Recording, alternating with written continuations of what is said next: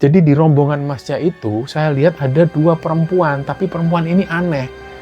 Mereka ini ikut rombongan mas. Tapi yang jelas saya yakini 2 perempuan itu yang jelas bukan manusia. Nah pas Bima kebangun, dia ngelihat Hesti ini sudah nangis posisinya.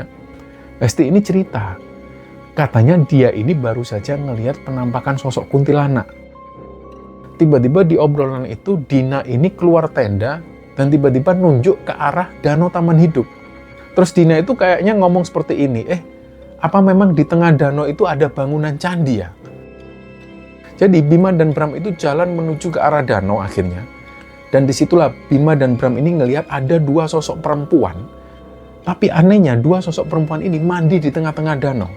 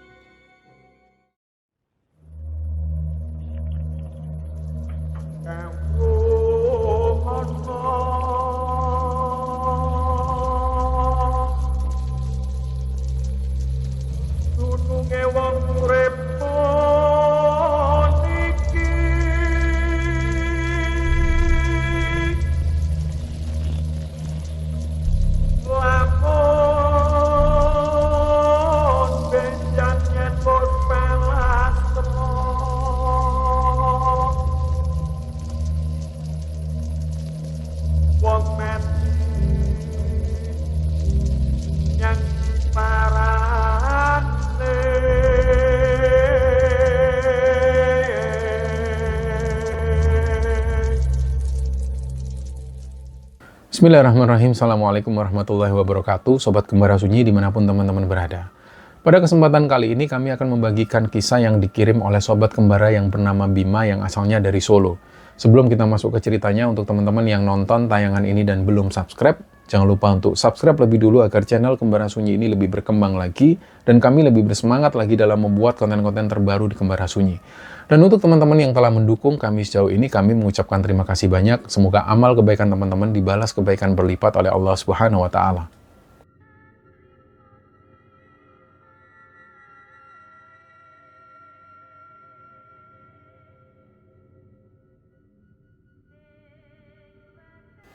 Jadi malam ini teman-teman kita akan menceritakan kisah pendakian gunung yang perjalanannya itu sangat panjang sekali dan dipenuhi dengan kejadian ganjil, dan kejadiannya itu bertubi-tubi. Oh ya, bagi teman-teman yang pengen mendukung Kembara Sunyi dengan cara lain, bisa nyawer kami di Saweria, linknya sudah kami sertakan. Jadi teman-teman, untuk cerita kali ini, bagi teman-teman yang senang mendaki gunung, pasti sudah tahu tentang Gunung Argopuro. Nah, Gunung Argopuro ini ada di Jawa Timur. Gunung Argopuro ini letaknya ada di wilayah Pegunungan Hyang Timur, masuk di Kabupaten Situbondo. Nah, Gunung Argopuro ini memegang rekor sebagai gunung dengan jalur pendakian paling panjang di seluruh daratan Pulau Jawa. Puncak tertingginya itu berada di ketinggian 3088 meter di atas permukaan laut. Nah, di gunung ini itu sebenarnya ada 3 puncak. Yang pertama adalah Puncak Arca, Puncak Rengganis, dan juga Puncak Argopuro. Para pendaki ini biasanya masuk melewati jalur dari Desa Baderan dan turunnya itu biasanya melewati jalur Desa Bremi. Jadi mereka lintas. Dan kondisi jalan di gunung ini itu sangat bervariasi. Di situ para pendaki harus jalan naik dan turun melewati banyak bukit, dan juga mereka harus jalan melintasi banyak sekali sabana yang ukurannya itu luas-luas. Dan lingkungan hutannya itu juga masih sangat rapat dan asli. Tapi teman-teman, di luar keindahan alamnya yang sangat luas, Gunung Argopuro itu menyimpan cerita mistis yang kuat dan sangat dipercaya oleh penduduk sekitar maupun para pendaki. Mitos ini berkaitan dengan hilangnya seorang putri dari sebuah kerajaan masa lalu yang bernama Putri Rengganis. Dan menurut cerita warga zaman dahulu itu, Putri Rengganis dan pasukan kerajaannya ini sempat mendaki ke Gunung Argopuro ini atau Pegunungan Hyang ini, tapi mereka semua akhirnya hilang dan nggak pernah turun lagi. Nah, warga percaya bahwa sang putri ini kemudian membangun kerajaan dari alam gaib di atas gunung itu. Jadi cerita di episode kali ini teman-teman, ceritanya dibagikan oleh Sobat Kembara yang namanya Bima. Dan Bima ini menceritakan pengalaman pendakiannya bersama teman-teman lamanya, yaitu teman-teman zaman sekolahnya dulu, teman-teman SMA. Pendakian ke Gunung Argopuro ini mereka lakukan tanggal 27 Juli tahun 2015 karena mereka mencatat semua ini. Jadi mereka hafal betul tanggal, bulan, dan juga tahunnya. Nah, rombongan pendaki Bima ini itu jumlah totalnya ada 9 orang. Dan kelompok ini terdiri dari 6 orang laki-laki dan 3 orang perempuan. Kita sebut nama laki-laki di rombongan ini, di situ ada Bima, ada Bisma, Turah, Bram, Denny, dan Danu.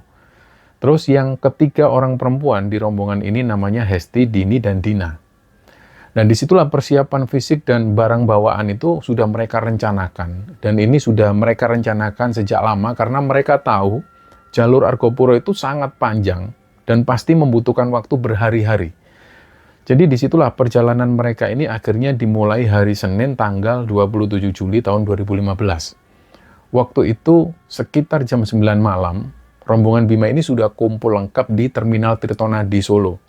Mereka membawa tas keril besar-besar yang isinya ada tenda, logistik makanan, pakaian-pakaian, dan juga sleeping bag.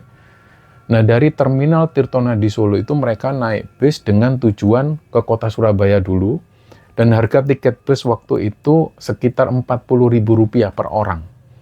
Singkatnya, setelah semua tas yang berat itu dimasukkan dalam bagasi yang ada di bawah bis, Bima dan teman-temannya ini naik ke bis dan mereka duduk di kursi penumpang. Bus pun berangkat, dan karena waktu itu sudah malam hari, jadi AC dalam bus itu kerasa dingin banget, dan sebagian besar penumpang, mereka semua itu tidur. Nah, teman-teman Bima ini juga langsung tidur pules untuk menghemat tenaga mereka, Bima pun juga ikut tidur. Terus kira-kira di tengah perjalanan, Bima lupa di daerah mana. Yang jelas ada kejadian aneh yang menimpa Bima waktu itu. Jadi pas Bima tidur pules itu, dia merasa ada yang nyolek, ada yang membangunkan. Tapi membangunkannya itu pelan banget, sopan banget.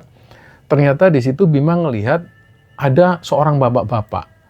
Jadi bapak-bapak ini berdiri persis di samping kursinya Bima. Ternyata beliau ini memang sengaja membangunkan Bima. Penampilan beliau itu bersih banget. Beliau pakai baju takwa lengan panjang warnanya putih yang dipakai untuk sholat itu. Terus beliau pakai sarung, pakai peci warna putih. Disitulah pikiran pertama Bima. Dia mengira kalau bapak-bapak ini mungkin pengurus masjid yang mungkin nyari sumbangan di bis.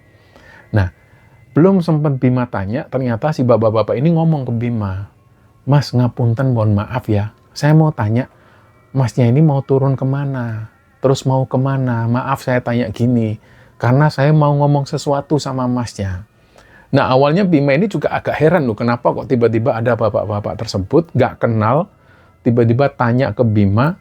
Ya, Bima pun tetap jawab dengan sopan. Dia bilang, "Oh iya Pak, kami ini rombongan mau naik gunung, ke Gunung Argopuro, jadi kami ini mau ke Surabaya dulu, terus nanti lanjut naik bis lagi ke daerah Besuki."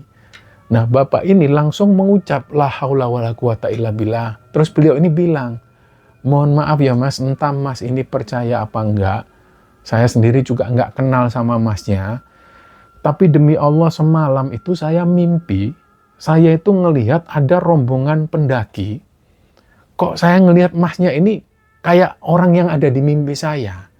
Jadi di rombongan Masnya itu, saya lihat ada 2 perempuan, tapi perempuan ini aneh. Mereka ini ikut rombongan Mas. Tapi yang jelas saya yakini 2 perempuan itu yang jelas bukan manusia. Ya saya sendiri nggak tahu kenapa kok saya bisa mimpi seperti ini Mas.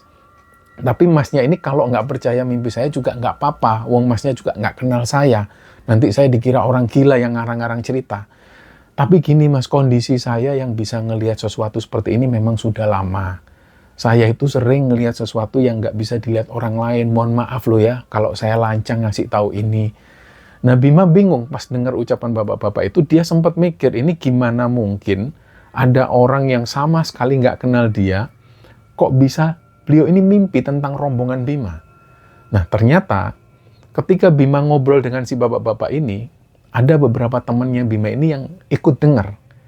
Nah, teman-temannya Bima yang dengarkan obrolan ini, terutama teman yang ada di samping, Bima lupa siapa yang ada di sampingnya waktu itu, yang jelas temen yang ada di sampingnya itu nyenggol Bima, terus dia tuh kayak bisik-bisik, "Udah Bim, gak usah didengerin Bim, penipu dia itu ujung-ujungnya pasti minta duit." Nah, Bima pun diam. Akhirnya si bapak-bapak ini jalan lagi, dia balik ke tempat duduknya, dan beberapa waktu kemudian, bis yang mereka tumpangi ini mulai masuk ke wilayah Jombang, ke daerah Jombang. Bis ini berhenti di sebuah tempat di pinggir jalan raya itu, dan Bima ini ngelihat bapak-bapak yang tadi pakai pakaian putih itu turun dari bis. Bapak yang ngobrol sama Bima tadi. Beliau turun dari bis dan nggak ngomong apa-apa lagi ke Bima, nggak pamit juga nggak nyapa Bima. Nah, karena penasaran, Bima ngelihat ke jendela. Jadi persis di pinggir jalan raya itu sudah ada mobil pribadi warna putih, dan ini ternyata rombongan yang menjemput bapak-bapak ini. Jadi di sekitar mobil putih itu banyak sekali pemuda-pemuda yang pakai pakaian rapi kayak anak-anak pondokan. Jadi ketika bapak-bapak ini turun dari bis, si pemuda-pemuda itu langsung menyambut si bapak-bapak ini. Jadi mereka itu bergantian mencium tangan si bapak-bapak tersebut. Nah, teman-temannya Bima yang sebelumnya itu sempat berbisik dan sempat menuduh bahwa bapak-bapak itu adalah penipu, mereka juga ngelihat kejadian ini. Mereka semua langsung diam, nggak bisa ngomong. Nah, si bapak-bapak yang ngasih peringatan ke Bima itu ternyata dari situ memang bukan orang sembarangan. Beliau itu kayak semacam pengasuh pondok pesantren lah. Bisa jadi beliau itu ustadz, bisa jadi beliau kiai yang mungkin pondok pesantrennya itu ada di wilayah Jombang dan di sekitarnya. Jadi disitulah Bima dan teman-temannya ini mulai merasa was-was. Mereka di situ menyadari bahwa pesan dari si bapak-bapak ini kayaknya nggak bohong deh. Karena beliau memang nggak minta sumbangan, beliau tulus ngomong seperti itu. Nah, disitulah Bima mulai kepikiran.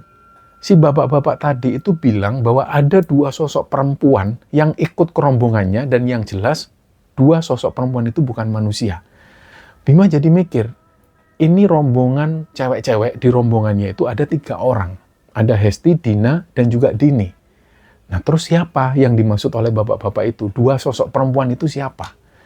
Nah, tapi karena mereka ini sudah berada dalam perjalanan, yang mereka ini mau ke Surabaya dulu, mereka sudah dalam perjalanan mau daki gunung, Bima dan salah satu temannya ini, mereka ngambil keputusan, sudahlah, kita simpen hal ini, jangan sampai yang lain tahu.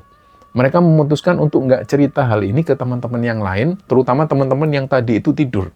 Nah, Bima itu pengennya supaya teman-temannya itu tetap tenang dan fokus selama menjalani kegiatan pendakian gunung itu. Terus singkatnya mereka sampai di Terminal Purbaya itu sekitar jam 3 pagi, waktu itu hari Selasa tanggal 28 Juli tahun 2015. Nah, dari terminal itu mereka langsung nyari bis tujuan Probolinggo. Terus untuk selanjutnya mereka turun di alun-alun Besuki. Nah, mereka ini membeli tiket bus dengan harga Rp25.000 per orang, dan perjalanan dari Surabaya menuju ke Besuki itu berjalan normal, nggak ada kejadian apapun. Singkatnya mereka sampai di alun-alun Besuki itu sekitar jam 9 pagi. Nah, di alun-alun Besuki ini, Bima dan teman-temannya ini memang harus nyewa mobil untuk naik lagi ke pos pendaftaran yang ada di Desa Baderan. Dan biaya untuk nyewa mobil waktu itu sekitar Rp250-300.000. Terus sopir mobil sewaan ini itu namanya Mas J. Rombongan Bima ini sudah kenal Mas J sebelumnya lewat Facebook sebelum mereka berangkat itu. Nah, pas Bima ini pertama kali ketemu secara langsung sama Mas J di alun-alun Besuki itu, Mas J ini tiba-tiba langsung cerita. Beliau ini cerita kejadian aneh. Mas J ini ngomong ke Bima dengan wajah yang tegang, wajahnya itu serius banget. Mas Bima, tadi itu ada sedikit kendala. Kendala apa, Mas J? Disitulah Mas J cerita.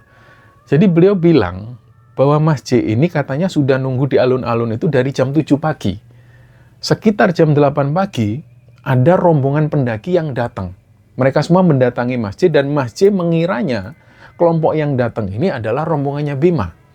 Terus salah satu dari rombongan itu mendekati Mas J.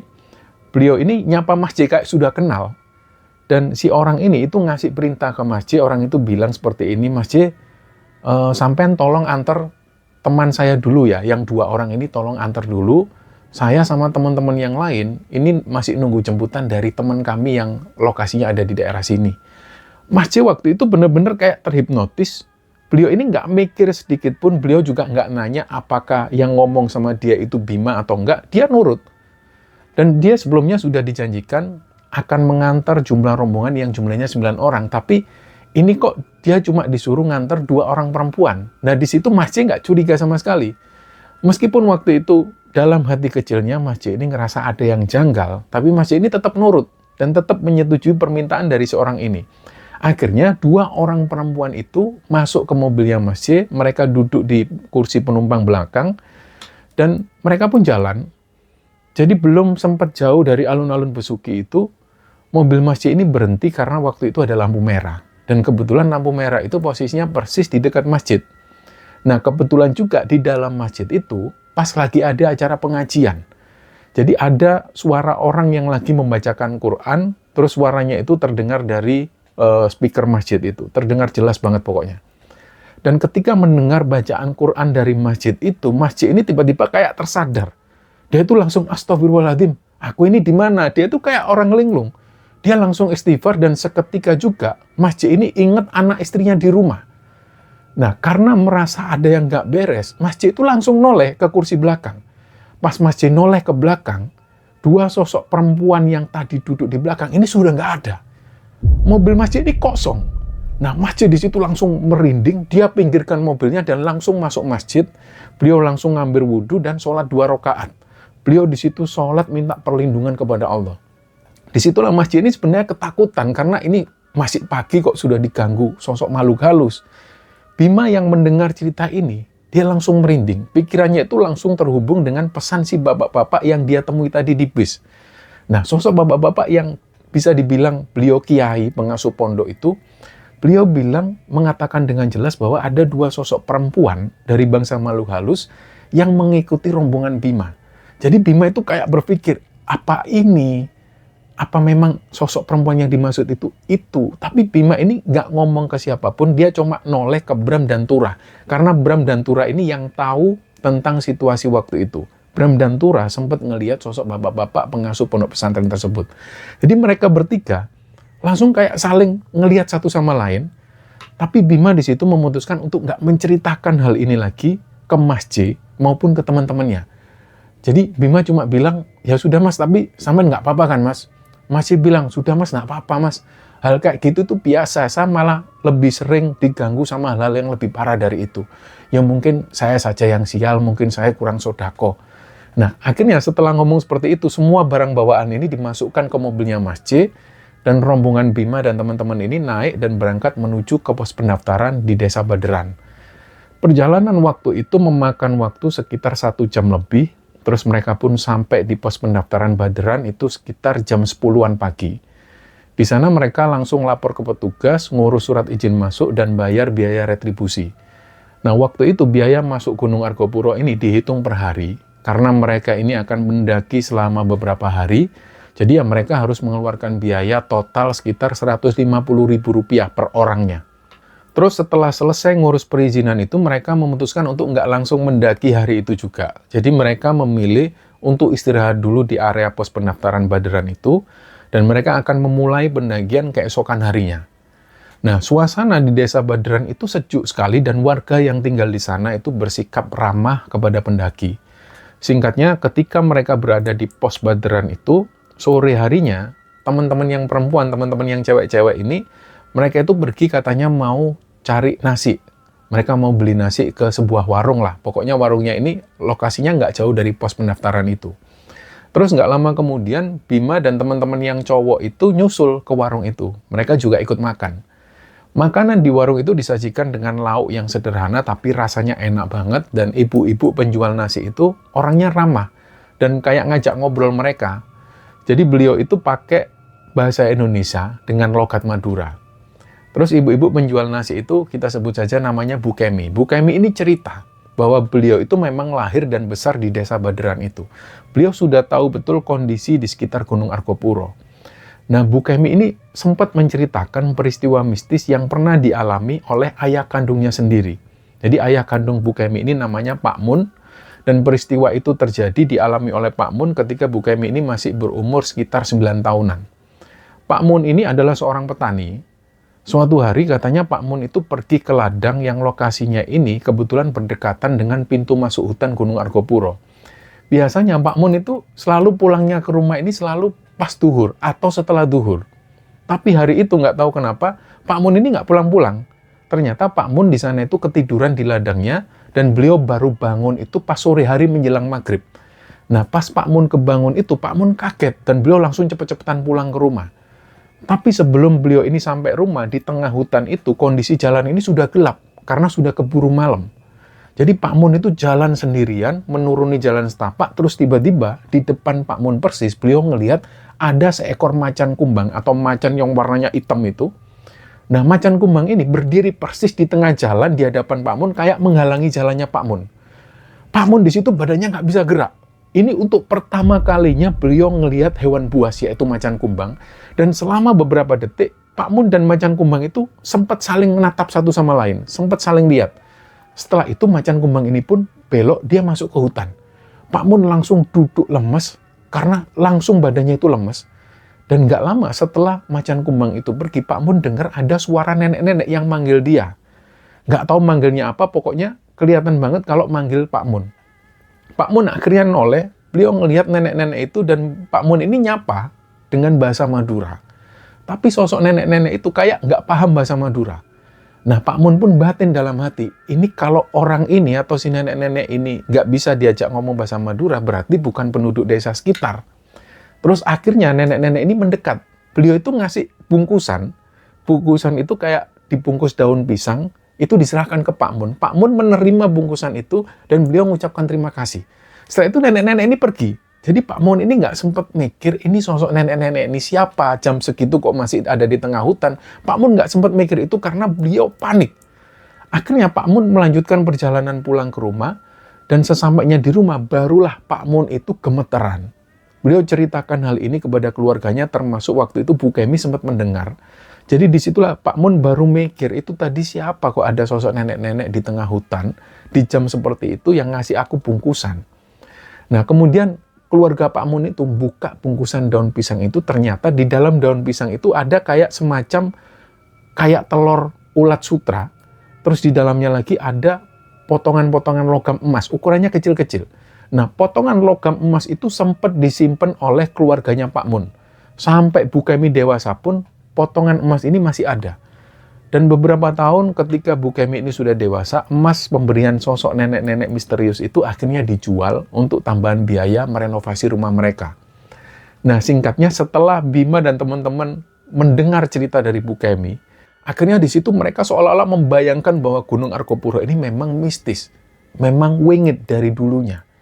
Setelah itu mereka pun pamit, mereka pulang, mereka kembali ke pos pendaftaran untuk istirahat, dan sekitar jam 9 malam ketika mereka berada di pos pendaftaran itu, mereka semua sudah siap-siap untuk tidur. Jadi teman-teman perempuan Bima itu tidur di dalam ruangan pos, sedangkan Bima dan cowok-cowok itu tidur di bagian luar, di area teras depan pos. Nah, ruangan pos pendaftaran di sana itu cukup luas untuk bisa menampung mereka dan juga kamar mandinya juga bersih. Nah, kira-kira sekitar jam 12 malam, pas semua orang ini lagi tidur pulas, Bram itu tiba-tiba dibangunkan Hesti. Jadi Hesti ini membangunkan Bram dengan panik dan berisik. Suaranya Hesti yang berisik itulah yang membuat Bima akhirnya ikut bangun. Nah, pas Bima kebangun, dia ngelihat Hesti ini sudah nangis posisinya. Hesti ini cerita. Katanya dia ini baru saja ngelihat penampakan sosok kuntilanak. Kuntilanak itu ada di dekat kamar mandi di area belakang. Nah, Hesti di situ menjelaskan kejadiannya. Jadi ceritanya, pas mereka semua tidur, Hesti itu sudah pengen banget buang air kecil. Dia sebenarnya sudah berusaha membangunkan teman-teman perempuan yang lain, tapi nggak ada yang bangun. Mungkin karena mereka semua kecapean setelah perjalanan panjang. Dan karena nggak ada yang bangun, Hesti terpaksa jalan ke kamar mandi itu sendirian. Awalnya memang nggak ada kejadian yang aneh. Hesti masuk kamar mandi dan dia buang air kecil seperti biasa.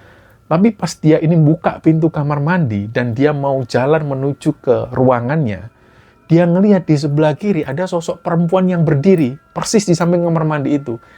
Nah, ternyata sosok ini kuntilanak. Awalnya sosok kuntilanak itu berdiri tanpa ngelihat ke arah Hesti. Tapi pas Hesti keluar dari kamar mandi itu, Hesti noleh ke arah kuntilanak ini, kuntilanak itu ikut noleh ke arah Hesti dan dia senyum. Disitulah Hesti merinding. Dan waktu itu Hesti mendengar ada suara ketawa yang aneh dari sosok kuntilanak ini. Hesti pun langsung lari cepet-cepetan, dan karena ini dia ketakutan, dia tuh lari dengan panik. Hesti ini sampai nabrak-nabrak. Dan kebetulan yang dekat dengan ruangan yang mau masuk ke ruangan Hesti itu adalah si Bram. Bram tidur di situ dan kakinya itu kayak malang ke sana. Akhirnya secara otomatis Hesti itu nabrak kakinya Bram, dan Bram kebangun, Hesti nangis di situ. Nah, ketika Hesti nangis, teman-teman perempuan yang lain akhirnya ikut bangun dan nemenin Hesti. Jadi Hesti ini, setelah menceritakan itu, dia baru bisa agak tenang dan dia bisa tidur lagi itu sekitar jam 2 dini hari. Nah, keesokan harinya, hari Rabu tanggal 29 Juli tahun 2015 itu, rombongan Bima ini siap-siap untuk memulai perjalanan mendaki Gunung Argopuro. Sekitar jam 7 pagi mereka mulai jalan meninggalkan area pos pendaftaran Baderan itu, dan di awal perjalanan, jalur yang mereka lewati ini jalanan aspal berbatu atau yang biasa disebut jalan makadam. Nah, kondisi jalan makadam ini nanjak ke atas, dan karena sudah siang, suhu udara di jalan aspal itu panas banget. Ditambah lagi dengan beban yang mereka bawa, tas punggung atau tas grill yang besar-besar itu, dan perjalanan ini itu langsung menguras tenaga mereka banyak sekali. Rombongan Bima ini jalannya itu lambat karena benar-benar panas dan jalannya juga nanjak. Sesekali mereka itu berhenti untuk ngatur nafas, dan sekitar jam setengah 12 siang, di situ mereka mulai masuk ke area hutan. Kondisi jalan yang tadinya aspal berbatu itu berubah jadi jalan setapak. Dan di area hutan ini, pepohonannya itu rapat-rapat, jadi suasana di jalur pendakian itu rindang dan teduh. Tapi, karena pepohonan dan semak belukar ini lebat banget, mereka itu sama sekali nggak bisa ngelihat pemandangan di sebelah kanan dan kiri mereka. Pandangan mata mereka ini cuma terbatas jalan setapak di depan mereka. Jalan setapak di hutan itu terus nanjak tanpa ada tanah yang datar. Istilahnya kalau istilah pendaki itu nggak ada bonus sama sekali. Dan rombongan Bima ini jalan dengan susah sekali. Di jalur Gunung Argopuro itu sebenarnya ada pilihan bagi pendaki untuk pakai jasa ojek sepeda motor. Pendaki ini bisa nyewa ojek dari bawah sampai ke pos Cikasur dengan biaya sekitar 250-300 ribu. Tapi kayaknya banyak pendaki yang nggak mau memilih ini karena nggak kerasa, nggak menikmati petualangannya. Nah, kalau pakai ojek ini, perjalanan yang biasanya memakan waktu 10 jam jalan kaki, itu bisa ditempuh cuma dalam waktu 2-3 jam. Tapi karena rombongan Bima ini pengen menikmati proses pendakian yang sebenarnya, mereka memilih untuk tetap jalan kaki. Dan kabarnya, ketika kami mendaki ke sana, beberapa tahun yang lalu, memang jasa ojek sampai menuju ke Cikasur itu sudah nggak ada lagi. Dan untuk jalur di Bremi, itu ada ojek dari Bremi sampai menuju ke Taman Hidup. Itu yang kami tahu beberapa tahun terakhir kami mendaki ke sana. Nah, singkatnya kita kembali ke cerita setelah mereka jalan selama kurang lebih 7-8 jam dari pos Baderan itu, rombongan Bima ini akhirnya sampai di pos peristirahatan pertama. Pos ini itu namanya pos Mata Air 1. Dan waktu itu sudah sekitar jam setengah 5 sore, karena kondisi fisik mereka ini sudah kecapean banget setelah mereka jalan seharian penuh itu, Bima dan teman-temannya memutuskan untuk nggak melanjutkan perjalanan lagi. Mereka memutuskan untuk mendirikan tenda dan nginep di pos Mata Air 1 itu. Nah, mereka di situ bagi tugas, ada yang bertugas mendirikan tenda, ada yang mengeluarkan peralatan masak, dan ada yang ngambil air. Terus setelah tenda berdiri, mereka langsung masak makanan untuk makan malam.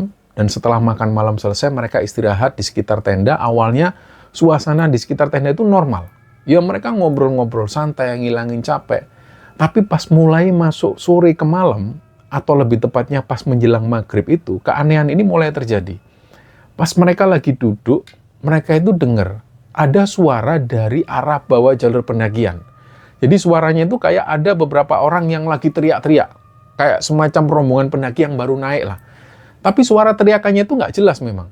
Bima dan teman-temannya ngiranya memang ini mungkin rombongan pendaki yang baru naik dan mau nyampe ke pos Mata Air 1.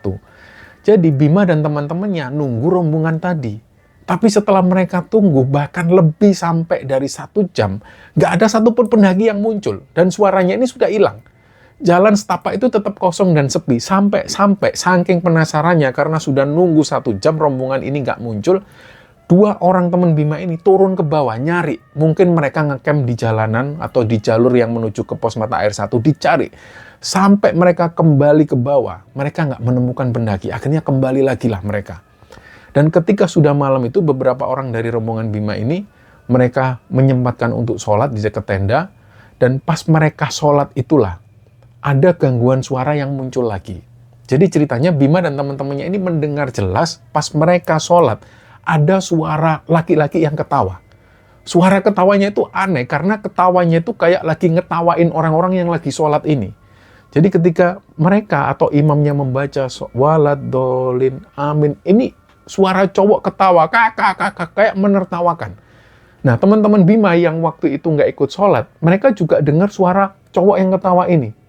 Akhirnya setelah selesai sholat, Salah satu teman Bima yang laki-laki dari rombongan Bima, dia penasaran.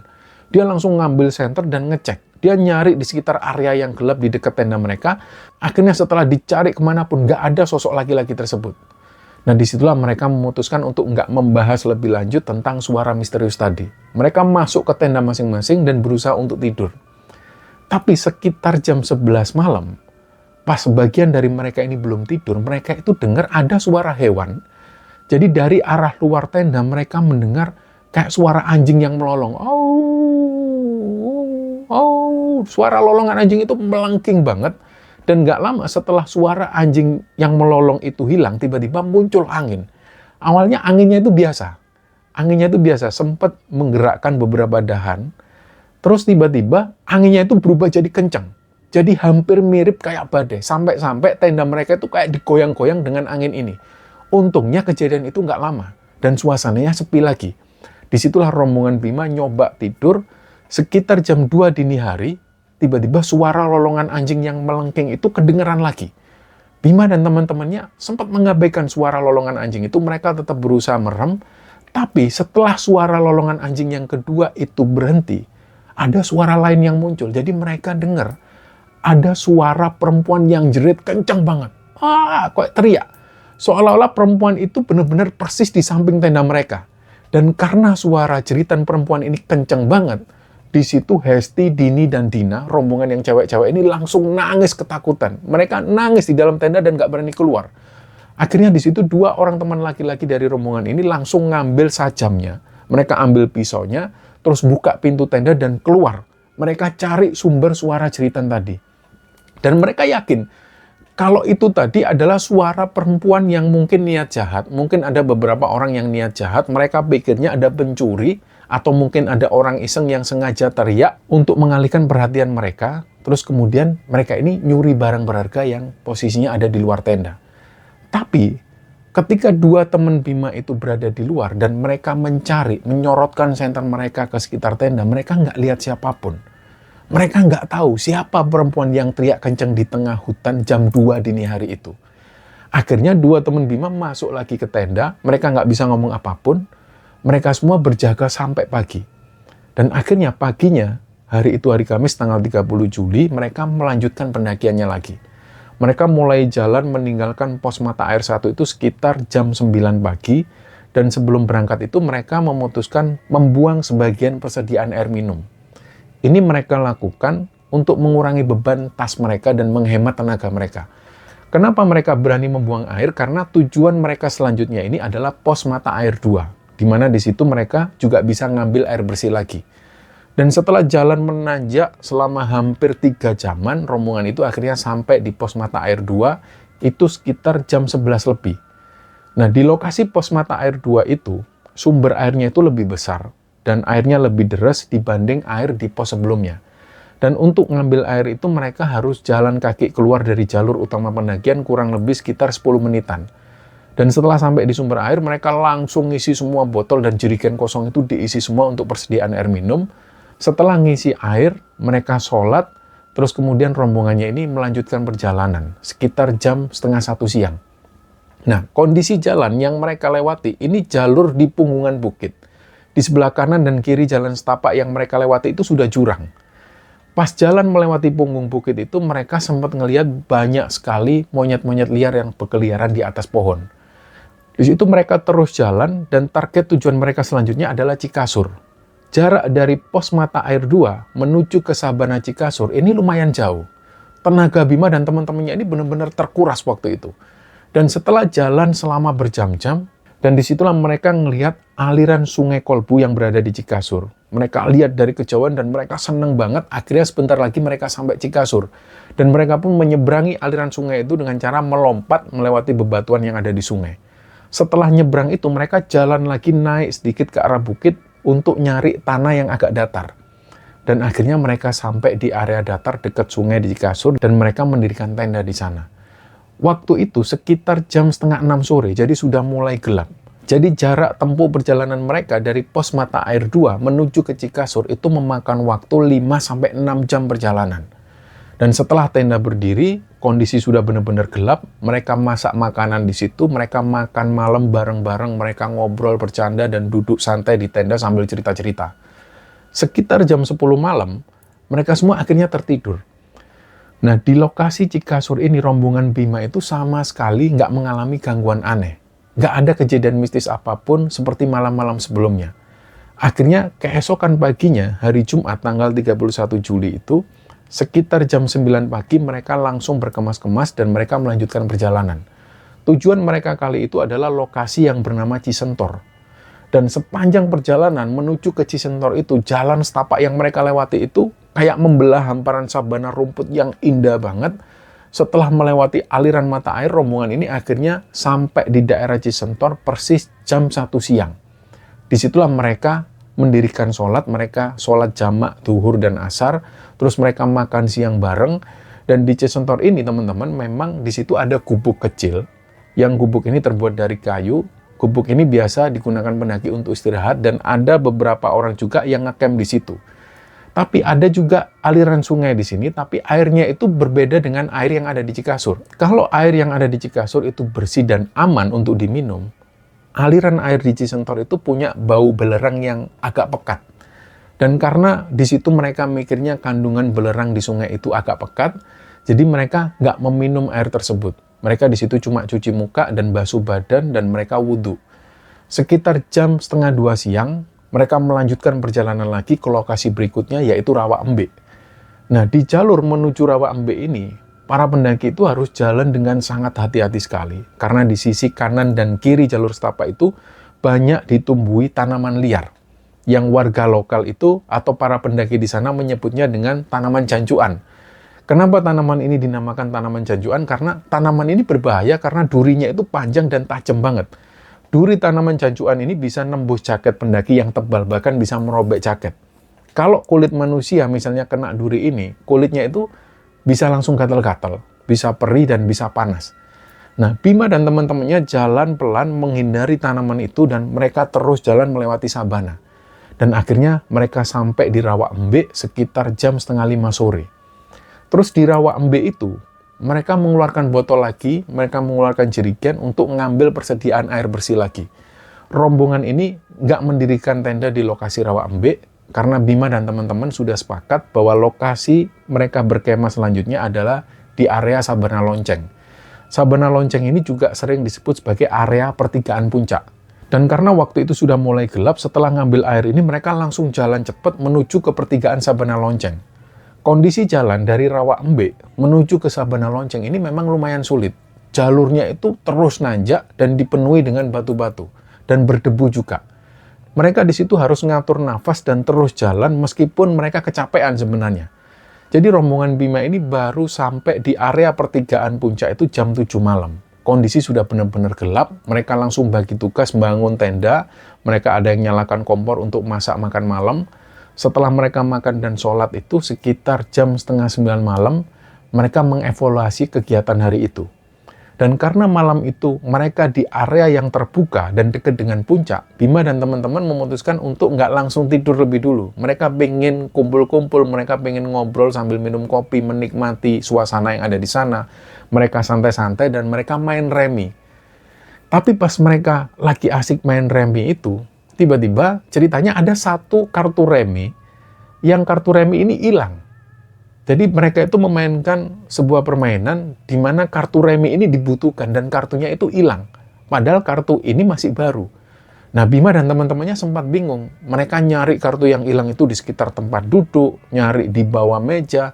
Dan karena kartu ini nggak juga ditemukan, tiba-tiba mereka itu sudah pikiran, udahlah bubar aja lah. Terus sebelum mereka ini bubar, tiba-tiba satu kartu remi yang mereka cari itu jatuh dari atas, langsung mengenai kepala Bima. Kartunya itu kayak dilempar dari atas. Jadi disitulah Bima dan teman-temannya itu sempat diam beberapa detik. Mereka berusaha nggak panik dan mereka bersikap seolah nggak terjadi apa-apa. Mereka mikirnya mungkin tadi ada yang iseng naruh atas. Padahal mereka tahu nggak ada satupun anak yang iseng seperti itu. Nah, tapi akhirnya gangguan itu nggak berhenti sampai di situ. Mereka lanjutkan main kartu remi, nggak lama setelah kartu itu ketemu, mereka lanjut main lagi. Tiba-tiba ada satu kartu lagi yang hilang. Nah, mereka nyari lagi kartu itu di bawah, di sekitar tempat duduk. Bram akhirnya ngomong ke teman-temannya, udahlah, bubar aja lah mainnya, sudah selesai. Kita mungkin disuruh istirahat. Nah, pas Bram ngomong seperti itu, kartu remnya ini jatuh lagi dari atas. Dan jatuhnya persis kena kepala Bram. Kejadian ini nggak masuk akal sama sekali, akhirnya nggak banyak ngomong, Bima dan teman-temannya ini langsung beres-beres, mereka masuk tenda dan memaksakan diri untuk tidur. Dan malam itu nggak ada kejadian apapun, kecuali beberapa teman-teman cewek itu sempat mendengar ada suara langkah kaki yang muter-muter terus di sekitar tenda mereka. Tapi kejadiannya cuma seperti itu. Sampai akhirnya keesokan paginya, hari Sabtu tanggal 1 Agustus, Bima dan teman-temannya ini bangun dan mereka bersiap untuk melanjutkan perjalanan. Jadi sekitar jam 7 pagi, mereka mulai jalan mendaki ke tujuan utama mereka, yaitu ke puncak Argopuro lebih dulu. Puncak ini itu berada di ketinggian 3088 meter di atas permukaan laut. Dan waktu yang mereka butuhkan untuk jalan dari Sabana Lonceng menuju ke titik puncak Argopuro itu sekitar 15-20 menitan. Dan sesampainya di puncak, mereka mengeluarkan kamera dan sempat foto-foto bareng di puncak. Dan setelah selesai foto di puncak Argopuro itu, mereka turun ke pertigaan Sabana Lonceng lagi dan melanjutkan perjalanan menuju ke puncak Rengganis. Dan kondisi di lingkungan puncak Rengganis itu unik. Jadi di tempat itu, Bima dan teman-temannya ini ngelihat banyak banget batu-batu dengan ukuran yang besar. Dan batu-batu besar itu kayak tersusun dengan sangat rapi dan bentuknya ini menyerupai tembok-tembok bangunan peninggalan masa lalu. Disitulah Bima dan teman-teman ini kagum. Ternyata zaman dulu ada yang mendirikan bangunan benar-benar di atas puncak. Dan sebenarnya di situ masih ada satu puncak lagi, yaitu puncak Arca. Tapi rombongan Bima memutuskan untuk nggak pergi menuju ke puncak Arca karena mereka harus menghemat waktu. Jadi rombongan ini kemudian turun lagi ke area pertigaan Sabana Lonceng. Terus mereka di situ sarapan dan langsung mengemasi tenda serta semua barang bawaan mereka. Sekitar jam 11 siang, rombongan Bima ini mulai jalan turun untuk pulang. Jadi rute jalan turun yang mereka pilih ini berbeda dengan rute pada waktu mereka naik. Karena mereka lintas, jadi mereka turun itu menuju ke desa Bermi. Jadi jalan di jalur turunan itu sangat curam. Dan inilah yang membuat lutut dan kaki mereka itu cepat ngerasa capek. Berbeda dengan jalur di Baderan. Jalur di Bermi ini nggak ada pos-pos bangunan untuk istirahat dan jalurnya itu ekstrim. Akhirnya setelah berjalan menuruni Bukit Terjal selama berjam-jam itu, rombongan Bima sampai di Danau Taman Hidup. Waktu itu sudah sekitar jam 5 sore. Dan karena waktu itu sudah menjelang malam dan kondisi fisik mereka nggak memungkinkan lagi untuk langsung turun ke desa Bermi, mereka memutuskan mendirikan tenda di Danau Taman Hidup itu. Dan ini adalah malam keempat mereka berada di area Gunung Argopuro. Jadi sore itu sebenarnya banyak kelompok pendaki lain yang lagi mengemasi barang-barang mereka. Ada yang mulai turun menuju ke desa Bermi, ada juga pendaki yang baru datang dan mereka mau naik ke puncak. Akhirnya ketika malam, ini cuma tenda atau rombongan mereka yang berada di Danau Taman Hidup itu. Jadi malam itu mereka menghabiskan waktu dengan masak mie instan, ngobrol, nyeduh kopi. Mereka bercanda-canda di situ, dan mereka duduk di sekitar tenda sambil ngobrol santai. Kondisi Danau Taman Hidup waktu itu sudah ketutup kabut yang putih tebal banget, sampai-sampai nggak kelihatan ke arah danaunya. Suasananya juga dingin, dan kondisi seperti ini membuat teman-teman perempuan Bima itu mulai merasa agak nggak nyaman. Nggak tahu apa yang terjadi dengan mereka, pokoknya beberapa kali teman-teman Bima yang cewek ini, mereka pengen segera pulang. Nah tiba-tiba di tengah obrolannya itu, karena pintu tenda ini kebuka dan mereka sempat ngobrol, meskipun teman-teman cewek ini ngobrol dari dalam tenda, tiba-tiba di obrolan itu Dina ini keluar tenda dan tiba-tiba nunjuk ke arah Danau Taman Hidup. Terus Dina itu kayaknya ngomong seperti ini, apa memang di tengah danau itu ada bangunan candi ya? Nah Bima itu langsung noleh ke arah Dina. Bima jawab, gak ada Din, mungkin kamu salah lihat. Tapi Dina bilang kalau dia ngelihat ada bangunan candi yang megah. Dan itu posisinya persis di tengah-tengah Danau Taman Hidup. Dina itu sambil nunjuk ke arah danau. Dan dia ini sempat nyuruh Hesti juga untuk ngelihat. Nah anehnya Hesti ini ikut membenarkan perkataan Dina. Jadi Hesti ini juga bilang, iya memang ada bangunan di tengah-tengah danau itu, bangunan candi. Nah, Bima itu langsung melarang teman-teman yang lain mengarahkan senter ke arah danau. Karena teman-teman yang lain ini ikut penasaran, mereka sudah ngambil senter dan mau mengarahkan senter ke arah danau. Bima ngelarang, karena Bima punya firasat buruk. Terus di situ Bima bilang, sudah ayo kita istirahat aja yuk. Itu yang dilihat Dina sama Hesti itu mungkin cuma pembiasan dari kabut. Nah, pas Bima ngomong seperti itu, Hesti ini langsung marah ke Bima. Hesti ini sampai bentak Bima. Hei Bim, jangan asal ngomong kamu Bim, lancang kamu itu. Bima ini kaget mendengar jawaban Hesti yang seperti itu. Nah, anehnya, Dina ini juga ikut-ikutan bentak Bima. Jadi Dina itu bentak dan nadanya lebih tinggi, lebih keras. Kamu itu sok pintar Bim. Jangan sombong kamu di sini, ini wilayahku. Kalau kamu itu cuma tamu di sini, kamu jangan sombong. Nah, di situ Bima dan teman-teman yang lain ini gak bisa ngomong. Mereka gak bisa ngomong ngelihat Hesti dan Dina yang seperti itu. Aneh banget mereka. Mereka langsung ketakutan. Jadi nada bicara Dina dan Hesti ini kayak seolah-olah beliau ini ibu-ibu yang lagi memarahi anaknya atau memarahi anak kecil. Bima di situ bahkan sama sekali gak berani ngelihat ke arah Dina dan Hesti. Dia nunduk terus. Dan teman-teman yang lain ternyata juga sama. Mereka nunduk, gak berani ngelihat Dina dan Hesti. Jadi setelah bentak-bentak seperti itu, Dina dan Hesti ini balik badan, terus mereka ini jalan keluar dari arah tenda, menuju ke area yang gelap, gak tahu menuju kemana. Dan gak ada satupun yang berani menegur mereka berdua.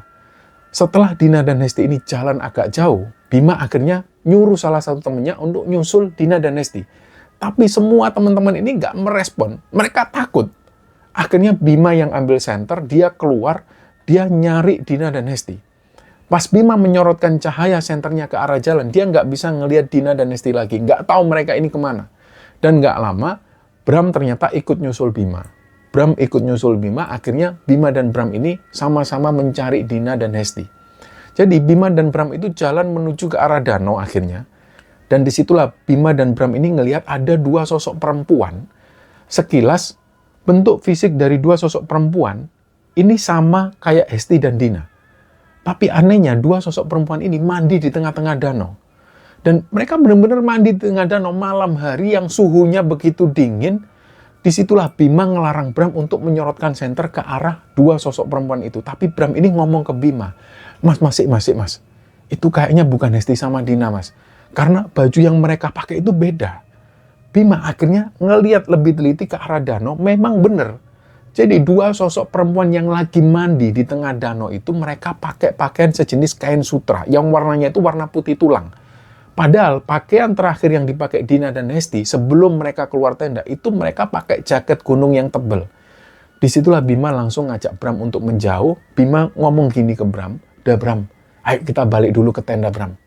Dan pada saat Bima dan Bram ini jalan sampai di depan tenda itu, Tura ini mendekat ke arah mereka. Tura ngomong kalau Dina dan Hesti ini sudah balik ke tenda dari tadi.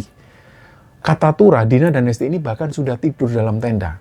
Nah, Bima dan Bram itu akhirnya semakin yakin bahwa dua sosok perempuan yang mandi di tengah danau Taman Hidup itu bukan manusia dan bukan Dina dan Hesti.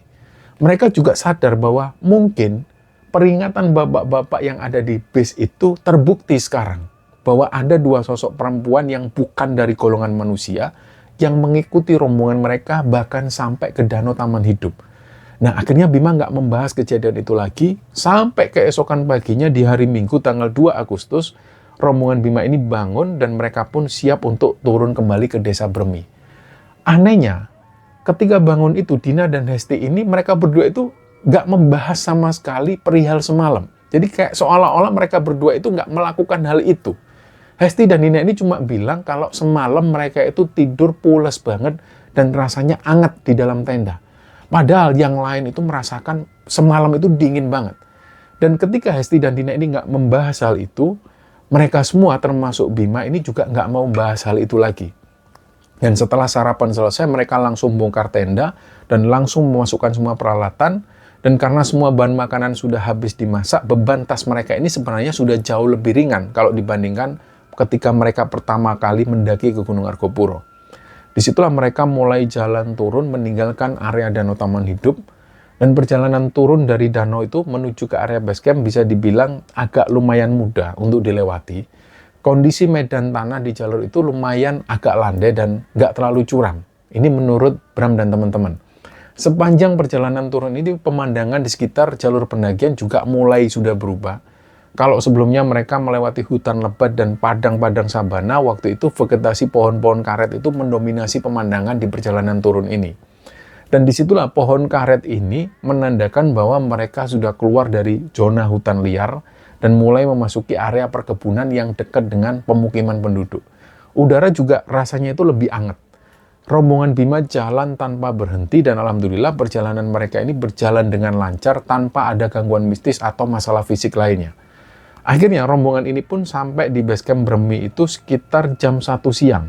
Dan sesampainya di basecamp Bremi, mereka langsung melapor ke petugas jaga bahwa rombongan Bima dan teman-teman ini yang berjumlah 9 orang itu sudah turun dengan selamat.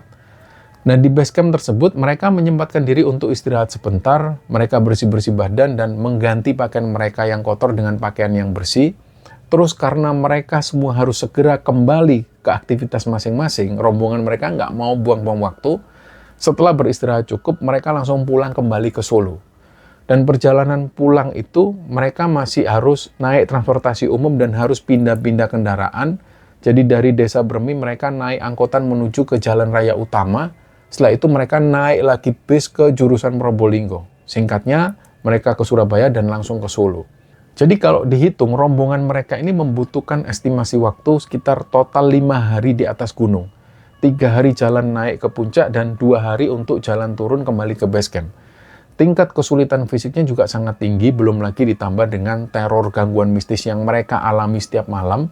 Dan dari kisah nyata ini teman-teman, kita bisa mengambil banyak sekali pelajaran.